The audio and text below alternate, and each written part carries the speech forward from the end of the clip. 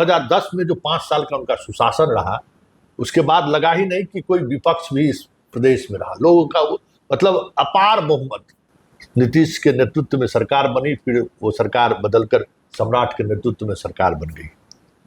लेकिन न वो उत्साह दिख रहा है, नए सरकार के गठन के बाद का जो एक माहौल होता है वो माहौल दिख रहा है। लग ही नहीं रहा है कि कोई पॉपुलर गवर्नमेंट जो 202 सीटों पर जीतकर आई हो वो सरकार चला रहा है। सुशील मोदी परिस्थिति के कारण जो उनके डिप्टी बन के रह गए, सुशील मोदी संघर्ष में और पहचान में नीतीश जी से कम नहीं थे। एक तो 2025 का चुनाव किसी चेहरे को आगे करके नहीं लड़ा गया। कभी घोषित नहीं हुआ कि नीतीश जी ही मुख्यमंत्री होंगे, ऐसा नरेंद्र मोदी अमित शाह ने घोषित नहीं किया, जैसा अटल जी ने कभी घोषित किया था। बाकी लोग करते रहे नीतीश जी को। इसको मेरा मानना है कि पॉपुलर गवर्नमेंट आप जिस रूप में कह रहे हैं, तो ये पॉपुलर गवर्नमेंट एनडीए की को पॉपुलर गवर्नमेंट तो रही, अपार बहुमत आया।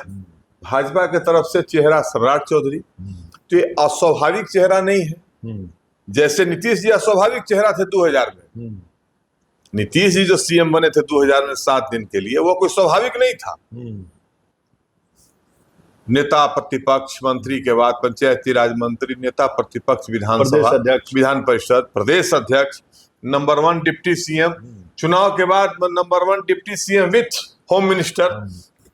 तो लगता है कि आपको ये आने वाले समय में, जैसे लालू यादव अपने आप को प्रूफ कर पाए, नीतीश कुमार ने भी अपने आप को प्रूफ किए। 2000 में 9 दिन की सरकार 7 दिन की रही, तो उसमें उन्होंने प्रूफ किया। बाद के दिनों में भी वो फाइट करते रहे। तो वर्तमान परिस्थिति में आपको लगता है कि सम्राट उस स्थिति में है? सम्राट किसी से बेटर मूव करेंगे और परफॉर्म करेंगे। पार्टी, संघ, सब आप सोचिए ना, इतने कम समय में संघ की पसंद, पार्टी की पसंद, आला कमान की पसंद, और नीतीश कुमार के साथ कोई टकराव नहीं। सरदार पटेल क्या थे? लौह पुरुष थे। मतलब आप तो अब सम्राट चौधरी की तुलना सरदार पटेल से करने? तुलना मैं नहीं कर रहा। मैं अरे भाई, किसी बड़े आदमी से उदाहरण करिएगा ना। तुलना कोई हम थोड़े करें कि अभी सरदार पटेल है। मतलब बीजेपी के अंदर भी एगो विजय दा को छोड़ दीजिए, तो कोई इस तरीके से उनके नेतृत्व को लेकर चुनौती कहीं किसी ने नहीं दी। तेजस्वी यादव को जिस दिन सम्राट चौधरी चाह लेंगे, नेता प्रतिपक्ष का दर्जा छीन जाएगा।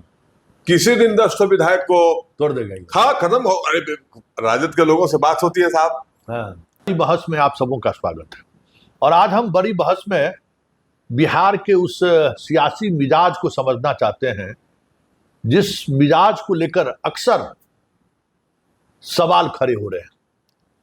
बिहार ने उस बदलाव के दौर को भी देखा है जब लालू जी पहली बार इस प्रदेश के मुख्यमंत्री बने थे, 90-91 के दौर में। फिर 2005 में नीतीश कुमार भी मुख्यमंत्री बने, उस दौर को भी लोगों ने देखा है। और अब सम्राट चौधरी मुख्यमंत्री बने। लालू के उस दौर से लेके नीतीश के इस दौर तक, और अब सम्राट का दौर की शुरुआत है। बिहार की राजनीति में एक छात्र नेता से लेके एक पार्टी के, बड़े पार्टी के, देश और दुनिया के सबसे बड़े पार्टी के संगठन में सबसे बड़े ओहदों पर रहते हुए बिहार की राजनीति को मेरा मानना है कि बहुत ही करीब से सुधीर जी समझते भी हैं और चीज़ों को रखते भी हैं। आज हमारे साथ इस खास बहस में हैं सुधीर जी, आपका स्वागत है। धन्यवाद। ये चीज देखिए, जब लालू जी आए, दौर याद होगा आपको, मतलब लगा कि बिहार में एक बड़े बदलाव, लोगों का जोश उत्साह था। फिर लालू जी से लोग निराश हुए। निराशा के दौर में एक लंबी लड़ाई लड़ी गई नीतीश जी के नेतृत्व में। फिर नीतीश की सरकार बनी 2005 में। लोगों में वो उत्साह, जश्न दिखा। गांधी मैदान में उसी तरीके से लोग जुटे। और 2010 में जो 5 साल का उनका सुशासन रहा, उसके बाद लगा ही नहीं कि कोई विपक्ष भी इस प्रदेश में रहा। लोगों का मतलब अपार बहुमत, लगभग ठीक उसी तरीके का बहुमत इस बार भी बना है।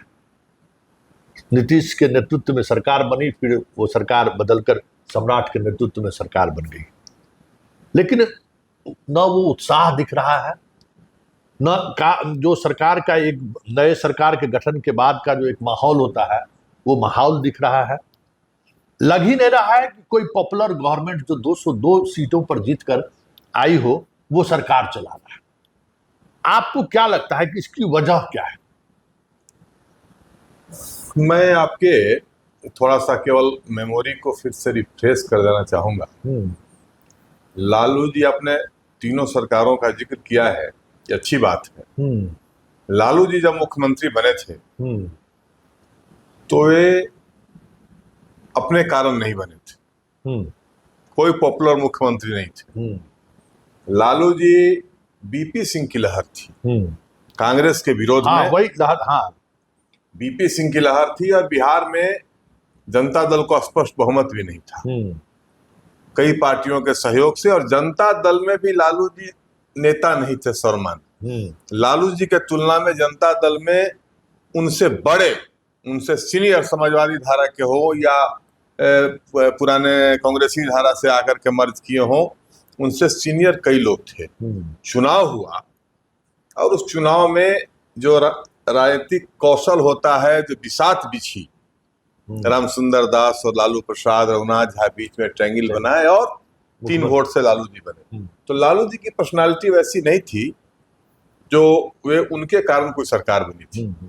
यह ठीक है कि बाद में मंडल कमीशन आंदोलन के बाद उन्होंने उसको अपने हिसाब से मोड़ा, भंजाया और 95 में उनके कारण सरकार बनी, उनके नेतृत्व में।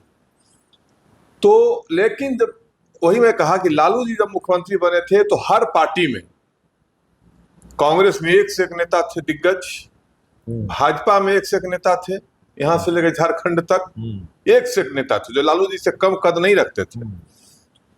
कम्युनिस्ट पार्टियों में एक से एक नेता थे, सीपीआई सीपीएम में भरे हुए थे, और जनता दल में तो थे ही। रामसुंदर दास से लेके अनूप लाल यादव हो, रामविलास सिंह हो, विनय प्रसाद यादव, एक से दिग्गज, रघुनाथ झा थे, गजेंद्र हिमांशु जी भी थे, गजेंद्र हिमांशु जी, सारे लोग थे। तो लालू जी उन सबके बीच में उन सारी परिस्थितियों में सीएम बने थे। 15 साल के बाद आपने ठीक कहा कि नीतीश जी जब सीएम बने तो नीतीश जी के चेहरे को आगे करके चुनाव 2005 के अक्टूबर नवंबर वाला लड़ा गया, 5 के फरवरी वाला नहीं। नीतीश जी भी 2000 में जब सीएम बने थे 7 दिन के लिए, तो कोई घोषित होकर चुनाव नहीं हुआ था।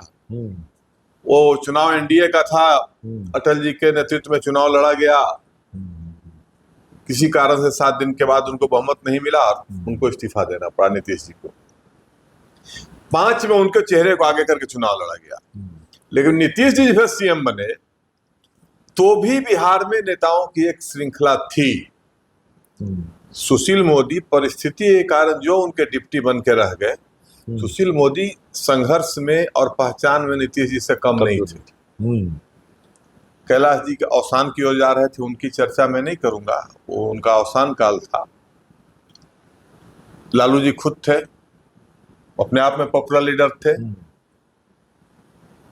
रघुवंश बाबू थे, कई अन्य सारे नेता थे उनके पार्टी में। नीतीश जी की पार्टी में भी दिग्विजय सिंह थे, वशिष्ठ नारायण थे, नरेंद्र सिंह थे, सब लोग थे। एक नेताओं की एक जमात थी। कांग्रेस में भी उस समय तक नेता लोग थे जो नीतीश जी से कई मामलों में सीनियर लोग थे। परिस्थिति के कारण उनका वो प्रोजेक्शन नहीं हुआ। लेकिन आज जो आप देखिएगा, एक तो 2025 का चुनाव किसी चेहरे को आगे करके नहीं लड़ा गया। कभी घोषित नहीं हुआ कि नीतीश जी ही मुख्यमंत्री होंगे, ऐसा नरेंद्र मोदी, अमित शाह ने घोषित नहीं किया, जैसा अटल जी ने कभी घोषित किया था। बाकी लोग करते रहे नीतीश जी को। तो ये चुनाव नरेंद्र मोदी, नीतीश कुमार के नेतृत्व में एनडीए वर्सेज अपोजिशन का चुनाव था, महागठबंधन का चुनाव था। भाजपा की तरफ से तो सरकार में चेहरा सम्राट चौधरी थे, नंबर 1 डिप्टी सीएम थे। बहुमत, अपार बहुमत आया, और यह बहुमत अप्रत्याशित भी नहीं था संतोष। मैं बराबर कहता हूं, कहता रहा हूं, अभी भी कह रहा हूं कि एमवाई पर सिमटा हुआ महागठबंधन इससे ज्यादा की हैसियत नहीं रखता है। 20 से लेके 40 तक पहुंचते पहुंचते कभी भी दम तोड़ देगा, इससे आगे नहीं जा सकता है। अब इससे आगे उनका विस्तार भी नहीं। और यह तो मैं कहता था राजद के साथियों को कि आपका अंतिम चुनाव होगा। अगर आपका युवराज इस बार फेल हुआ तो फाइनली फिनिश हो जाएगा। जो आधार वोट है यादवों का, बाकी मुसलमानों का, वो सब भी साथ छोड़ देगा। नेता लोग साथ छोड़ के भागना शुरू करेंगे। तो यह बिल्कुल संभावित स्थिति थी। जिस प्रकार से पोलराइजेशन हुआ तो उसमें उनके पास बच क्या गया था। 25 सीट पर सिमट गए राजद वाले लोग, और बाकी लोग मिला करके 35 हैं। तो इसमें एक परिस्थिति ये हुई कि पहले से नीतीश जी की का स्वास्थ्य जो डिटोरिएट कर रहा था, तो चुनाव पूर्व से ही लग रहा था कि अब ये इनको थोड़ा विश्राम की आवश्यकता है। और उसमें हुआ। चुनाव के बाद अमित शाह, नरेंद्र मोदी वगैरह जो टॉप लीडरान हैं, उन लोगों ने तय किया होगा सम्राट चौधरी का नाम, और नीतीश जी भी उसमें अपनी सहमति दिए। तो इसको मेरा मानना है कि पॉपुलर गवर्नमेंट आप जिस रूप में कह रहे हैं, तो ये पॉपुलर गवर्नमेंट एनडीए की को पॉपुलर गवर्नमेंट तो रही, अपार बहुमत आया। भाजपा की तरफ से चेहरा सम्राट चौधरी, तो ये अस्वाभाविक चेहरा नहीं है। जैसे नीतीश जी अस्वाभाविक चेहरा थे 2000 में।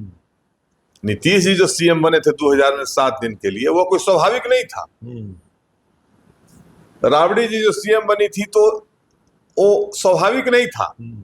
लेकिन अभी जो सीएम सम्राट चौधरी बने, जब बीजेपी का मुख्यमंत्री बनना है, तो स्वाभाविक पसंद और चेहरा सम्राट चौधरी बन गए थे।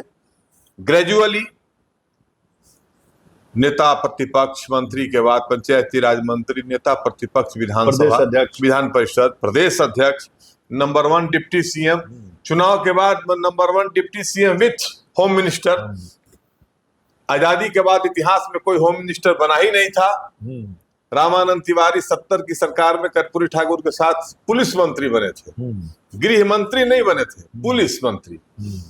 ये पहली बार, चाहे श्री बाबू की सरकार हो, चाहे बाकी कांग्रेस की सरकार हो, कर्पूरी ठाकुर की सरकार हो, या फिर लालू प्रसाद और नीतीश कुमार की सरकार, कोई ही गृह मंत्री नहीं बना था। तो एक स्वाभाविक जो डेवलपमेंट था पार्टी के अंदर, वो सम्राट चौधरी को मिल रहा था। इनका हो रहा था विकास, प्रोजेक्शन हो रहा था।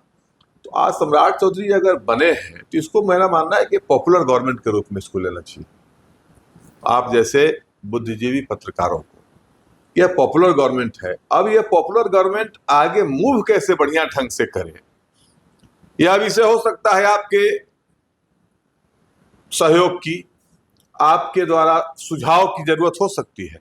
लेकिन इसको पॉपुलर गवर्नमेंट ही मानना चाहिए कि भाई भाजपा का जो स्वाभाविक नेता था, कभी मैंने प्रमोद जी से मेरी बात हुई तो बोले कि भाई स्वाभाविक नेता, एक शब्द उन्होंने कहा था सुशील जी के बारे में, प्रमोद महाजन। स्वाभाविक नेता तो बिहार भाजपा का सुशील मोदी है, वो उन्होंने कहा 2005 में। उसी ढंग से स्वाभाविक नेता सम्राट चौधरी थे आज के दिन में, जो अचानक नहीं थोपे गए कहीं से, ला करके उनको ग्रेजुअली जो है वो बढ़े और ये किया गया, और अपने योग्यता उसने साबित किया। हर भूमिका में सर्वश्रेष्ठ भूमिका, विपक्ष के नेता में सीधा आंख लड़ा के बात करना, अपने को दिखाना कि मैं I am the real leader of opposition. परिषद का नेता, कभी ऐसा चर्चा में होता था विजय सिन्हा उसी में फेल करेगा। अब वो हम नहीं कहते फेल कौन किया, लेकिन परिषद का नेता, आप याद करिए कोई ऐसा परिषद का नेता हुआ जो सम्राट चौधरी जैसा हुआ हो। आप तो देख रहे हैं जितना राजनीति, विधान परिषद में विपक्ष का नेता उतना चर्चित और ताकतवर कोई हुआ हो। डिप्टी सीएम का प्रदेश अध्यक्ष के रूप में जो क्या रुतबा था, पूरे बिहार में जलवा था, तो हर भूमिका में सर्वश्रेष्ठ साबित हुआ। हेलीकॉप्टर भी सरकार मिल गया था, पहला प्रदेश अध्यक्ष होगा जो हेलीकॉप्टर से घूम रहे थे। डिप्टी सीएम के रूप में जो जलवा रहा, तो प्रशासकीय जो पकड़ रही, मुख्य सचिव और डीजीपी, मैंने तो नहीं देखा किसी डिप्टी सीएम के यहाँ, डिप्टी सीएम के यहाँ चीफ सेक्रेटरी और डीजीपी को जाते हुए। सुशील मोदी जी का तुमको लगता है? कभी नहीं देखा, मैं तो बहुत करीब रहा कि सम्राट चौधरी के यहाँ तो जाते थे लोग। तो कहीं से ये अस्वाभाविक पसंद नहीं है, अस्वाभाविक नहीं है, और इसको पॉपुलर गवर्नमेंट के रूप में ही लेना चाहिए। ही कमांड्स, ही डिजर्व्स, इस बात को मतलब आपको करना चाहिए। मतलब स्वाभाविक नेतृत्व को बढ़ाया गया। तो लगता है कि आपको ये आने वाले समय में, जैसे लालू यादव अपने आप को प्रूफ कर पाए, नीतीश कुमार ने भी अपने आप को प्रूफ किए। 2000 में 9 दिन की सरकार 7 दिन की रही तो उसमें उन्होंने प्रूफ किया, बाद के दिनों में भी वो फाइट करते रहे। तो वर्तमान परिस्थिति में आपको लगता है कि सम्राट उस स्थिति में है? सम्राट किसी से बेटर मूव करेंगे और परफॉर्म करेंगे। पार्टी संघ सब नहीं, आप सोचिए ना, इतने कम समय में संघ की पसंद, पार्टी की पसंद, आला कमान की पसंद और नीतीश कुमार के साथ कोई टकराव नहीं। चुनाव से पहले मतलब जब अलग थे तब टकराव था, आते ही जो है कोई अब सुशील जी, आप सम्राट के जैसे सुशील जी के बारे में थी खासियत की विपक्ष के 1 मिनट भी विपक्ष के नेता के रूप में वो अपने को असहज महसूस नहीं किए ना, सीधे रोड पर आ गए। हाँ। तो सम्राट चौधरी जो है वो विपक्ष के नेता के रूप में बिल्कुल आंख से आंख मिलाकर लड़ना, और जैसे रूलिंग पार्टी में हुए नेक्स्ट मैन, तो फिर एक सहयोगी की तरह ताकत के साथ खड़ा रहना। कहीं टकराव नहीं और कहीं अपना अहमियत कम नहीं करना, कहीं अपने को छोटा नहीं रूप में पेश करना। धक्कम धुक्की तो नहीं है ना किया कभी फोटो खिंचाने के लिए। तो विषय है कि और न नीतीश कुमार से टकराव हुआ।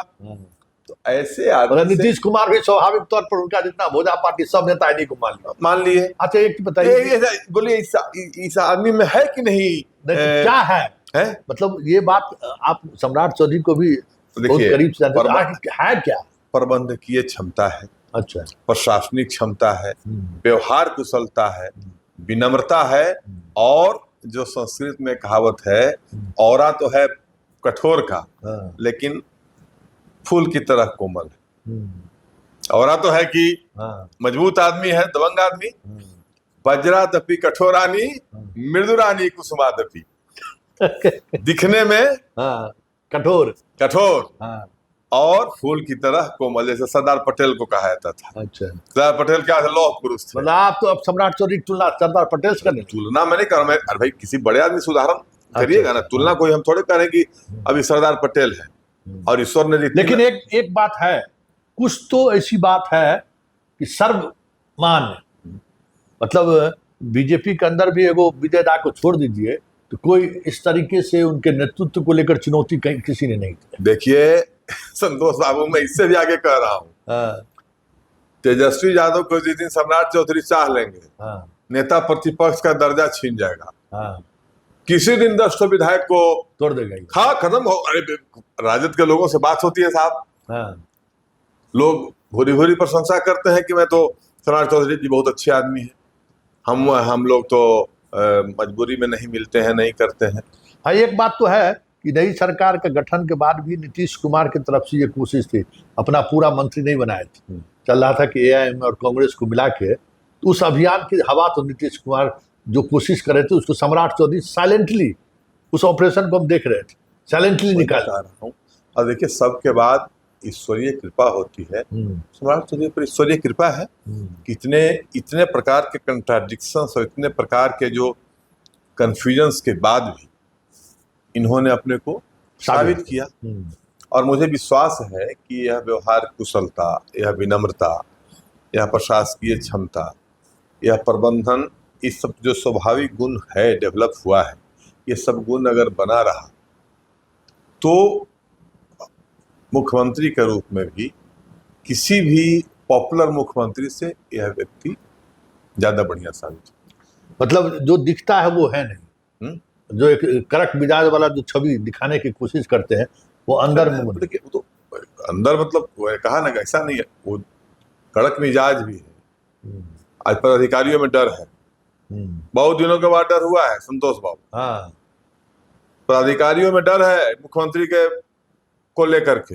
अच्छा, क्योंकि पदाधिकारी को डिसोबे करने की क्षमता नहीं है, पीछे में बात होती है लोगों से।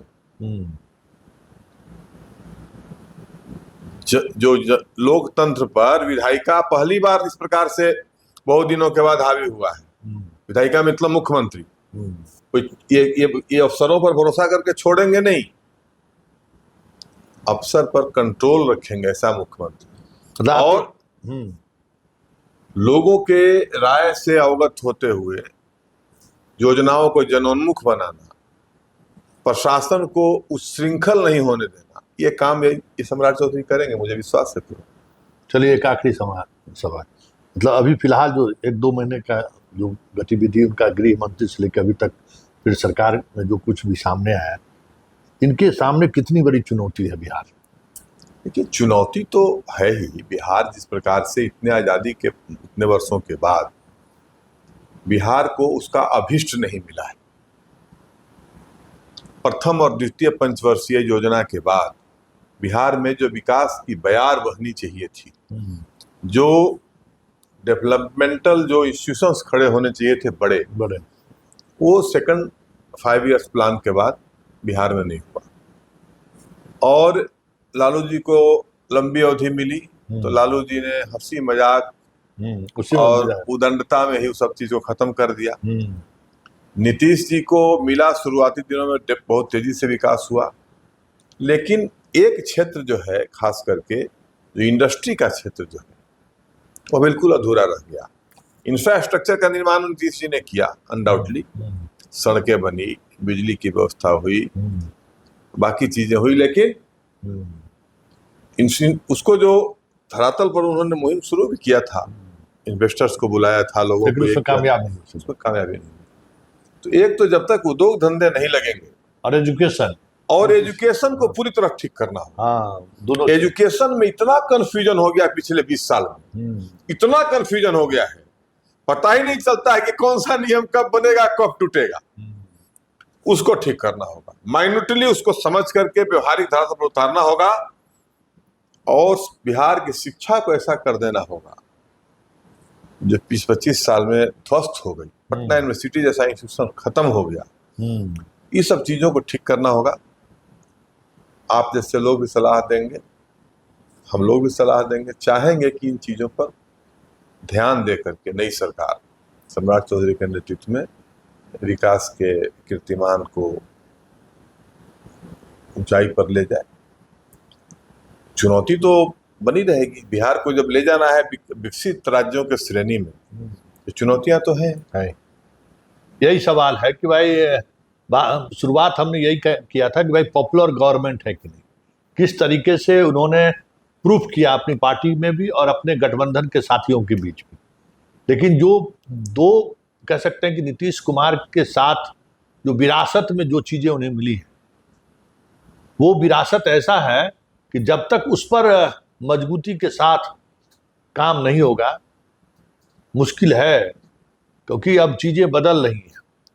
शिक्षा की बात हम अक्सर करते हैं कि भाई शिक्षा को लेकर जो स्थिति है कि भाई कोई गरीब से गरीब गार्जियन भी अपने बच्चे को सरकारी स्कूल भेजने को तैयार नहीं, जबकि उसी स्कूल से पढ़ के नीतीश कुमार भी जो है इंजीनियर बने, बाकी लोग भी बने। आज पटना यूनिवर्सिटी की भी चर्चा इन्होंने कर दी।